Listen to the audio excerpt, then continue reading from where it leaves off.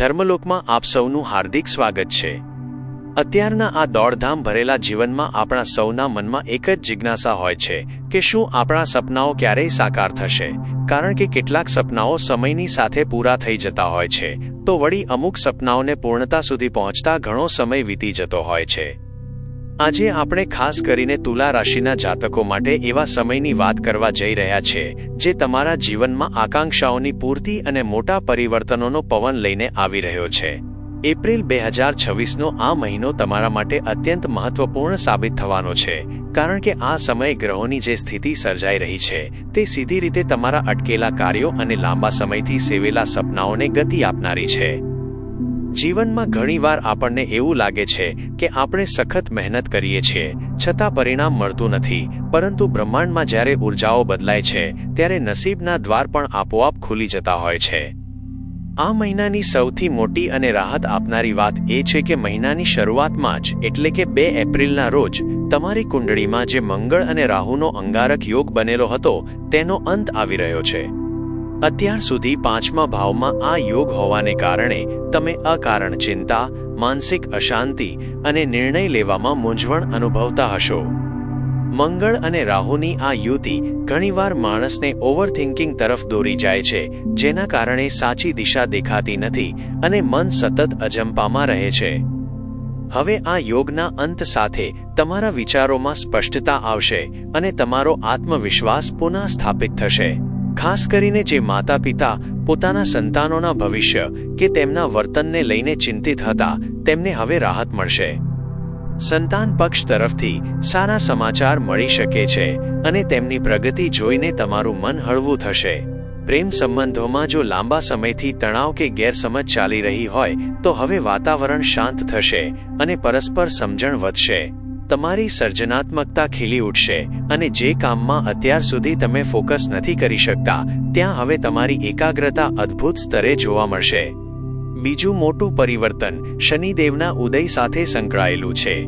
અત્યાર સુધી શનિદેવ અસ્ત અવસ્થામાં હતા, પરંતુ હવે તેઓ ઉદિત થઈ રહ્યા છે અને તે પણ તમારા 6ઠ્ઠા ભાવમાં। 6ઠ્ઠો ભાવ એ નોકરી, શત્રુ અને સ્પર્ધાનો ભાવ છે। જો તમે લાંબા સમયથી નોકરીમાં કોઈ અસ્થિરતા અનુભવતા હતા અથવા તો નવી નોકરીની શોધમાં હતા તો 12 એપ્રિલ પછીનો સમય તમારા માટે વરદાન સમાન સાબિત થશે। જે લોકો કોર્ટ કચેરીના મામલામાં ફસાયેલા હતા અથવા જેમના કાયદાકીય કાર્યો અટકેલા હતા તેમને શનિના ઉદયથી સકારાત્મક પરિણામો મળવાનું શરૂ થશે। શનિદેવ અહીં તમારા 4થા ભાવના સ્વામી પણ છે, તેથી જમીન, મકાન કે વાહનને લગતી કોઈ પણ અધૂરી ઈચ્છાઓ હવે પૂર્ણ થવાના માર્ગે જશે। જો તમે નવું ઘર ખરીદવાનું વિચારી રહ્યા હોવ કે જૂના પ્રોપર્ટીના વિવાદ ઉકેલવા માંગતા હોવ તો શનિની મંજૂરી હવે તમને મળી રહી છે એમ સમજો। શનિદેવની આ સ્થિતિ તમને શિસ્તબદ્ધ બનાવશે અને જૂના દેવામાંથી મુક્તિ અપાવવામાં પણ મદદરૂપ થશે। ત્યારબાદ વાત કરીએ ગ્રહોના રાજા સૂર્યદેવની, જે 14 એપ્રિલના રોજ તમારી રાશિથી 7મા ભાવમાં ઉચ્ચની સ્થિતિમાં પ્રવેશ કરશે। તુલા રાશિ માટે સૂર્ય હંમેશા લાભ અને ઈચ્છાઓની પૂર્તિના સ્વામી રહ્યા છે અને વર્ષમાં માત્ર એક જ વાર તેઓ પોતાની ઉચ્ચ રાશિમાં આવે છે। 7મો ભાવ એ ભાગીદારી અને જીવનસાથીનો ભાવ છે। જ્યારે લાભેશ સૂર્ય 7મા ભાવમાં ઉચ્ચનો થાય છે ત્યારે કર્મક્ષેત્રમાં અભૂતપૂર્વ સફળતા મળવાની સંભાવના વધી જાય છે। જો તમે વેપાર કરો છો તો નવા સોદાઓ ફાયદાકારક સાબિત થશે અને જો તમે નોકરીમાં છો તો ઉપરી અધિકારીઓ તમારા કામની કદર કરશે। આ સમયગાળા દરમિયાન તમારી કોઈ મોટી ઈચ્છા પૂરી થઈ શકે છે। જીવનસાથી સાથેના સંબંધોમાં મધુરતા આવશે અને જો તેમને કોઈ સ્વાસ્થ્ય સંબંધી સમસ્યા હતી તો તેમાં પણ સુધારો જોવા મળશે। સૂર્યની 7મી દ્રષ્ટિ તમારી પોતાની રાશિ એટલે કે પ્રથમ ભાવ પર પડશે, જેના કારણે તમારું તેજ વધશે, સ્વાસ્થ્યમાં સુધારો થશે અને સમાજમાં તમારું માન સન્માન વધશે। સરકારી કામકાજમાં અટકેલી ફાઇલો હવે આગળ વધશે અને શાસન પ્રશાસન તરફથી તમને પૂરતો સહયોગ પ્રાપ્ત થશે। તમારું વ્યક્તિત્વ પ્રભાવશાળી બનશે અને લોકો તમારી સલાહ લેતા થશે। આ મહિનાનો અંતિમ અને સૌથી શક્તિશાળી પ્રભાવ શુક્રદેવનો છે, જે તમારી રાશિના જ સ્વામી છે। 19 એપ્રિલના રોજ શુક્ર પોતાના જ ઘરે એટલે કે તમારી જ રાશિના પ્રભાવ હેઠળ 8મ ભાવમાં સ્વરાશિના થઈને બિરાજશે। જ્યોતિષશાસ્ત્રમાં સામાન્ય રીતે અષ્ટમ ભાવને શુભ માનવામાં આવતો નથી, પરંતુ જ્યારે લગ્નેશ પોતે સ્વરાશિનો થઈને ત્યાં બેસે ત્યારે તેને કોઈ દોષ લાગતો નથી. ઉલટું, શુક્રની આ સ્થિતિ આર્થિક સમસ્યાઓના નિવારણ માટે ઉત્તમ છે. અષ્ટમ ભાવ એ અચાનક મળતા ધનનો ભાવ છે, તેથી તમને ક્યાંકથી અણધારી આર્થિક મદદ મળી શકે છે અથવા તો કોઈ પૂર્વજોની મિલકત કે ભેટ સ્વરૂપે મોટો ફાયદો થઈ શકે છે. શુક્રની દ્રષ્ટિ તમારા ધનભાવ પર હોવાથી કુટુંબમાં ચાલી રહેલા વિખવાદો દૂર થશે અને વાણીમાં અદ્ભુત મીઠાશ આવશે.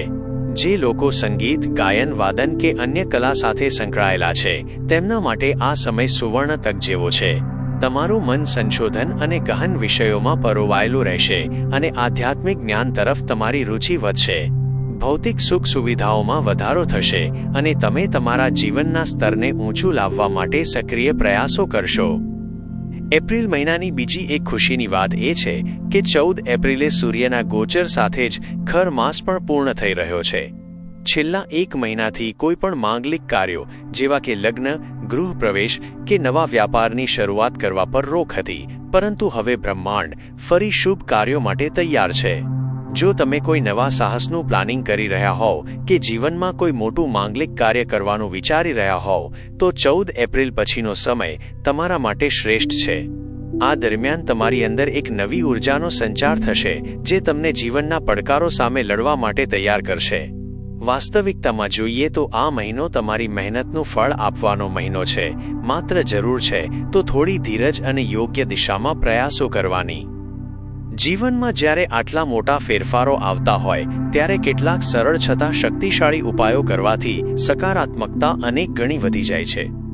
આ મહિના માટે તુલા રાશિના જાતકોએ માં જગદંબાની આરાધના પર વિશેષ ધ્યાન આપવું જોઈએ, કારણ કે શુક્ર અષ્ટમ ભાવમાં હોવાથી શક્તિની પૂજા વિશેષ ફળદાયી નીવડે છે. દરેક મંગળવાર અથવા ગુરુવારે દેવીના મંદિરે જઈને તેમને લાલ પુષ્પ અર્પણ કરો અને મનોમન તમારી ઈચ્છાઓ વ્યક્ત કરો. માં જગદંબાની કૃપાથી તમારા જીવનના તમામ અવરોધો દૂર થશે અને તમારી દરેક મનોકામના સિદ્ધ થશે. યાદ રાખો કે વિશ્વાસમાં જ શક્તિ છે અને સાચા મનથી કરેલી પ્રાર્થના ક્યારેય નિષ્ફળ જતી નથી. આ મહિનો તમારા માટે પ્રગતિ અને સફળતાના નવા દ્વાર ખોલી રહ્યો છે. તેનો પૂરો લાભ લો અને હકારાત્મક રહીને આગળ વધો. અમને પૂરો વિશ્વાસ છે કે આ વિગતવાર માહિતી તમારા જીવનમાં નવી આશા અને માર્ગદર્શન પૂરું પાડશે. જો તમને અમારો આ પ્રયાસ અને સમજાવવાની રીત ગમી હોય તો આ વિડીયોને લાઇક કરવાનું અને તમારી લાગણીઓ કોમેન્ટ બોક્સમાં વ્યક્ત કરવાનું ભૂલશો નહીં. તમારી એક લાઇક અમને વધુ સચોટ માહિતી લાવવા માટે પ્રોત્સાહિત કરે છે. જો તમે હજુ સુધી ધર્મલોક પરિવાર સાથે જોડાયા નથી તો આજે જ ચેનલને સબસ્ક્રાઇબ કરો અને બેલ આઇકન દબાવો, જેથી આવનારા તમામ મહત્વના વિડીયો તમને સમયસર મળતા રહે. ભગવાન તમારા જીવનમાં સુખ, શાંતિ અને સમૃદ્ધિ આપે તેવી પ્રાર્થના. આપ સૌનો દિવસ અત્યંત મંગલમય રહે તેવી શુભેચ્છાઓ સાથે રજા લઈએ છીએ. જય શ્રી રામ.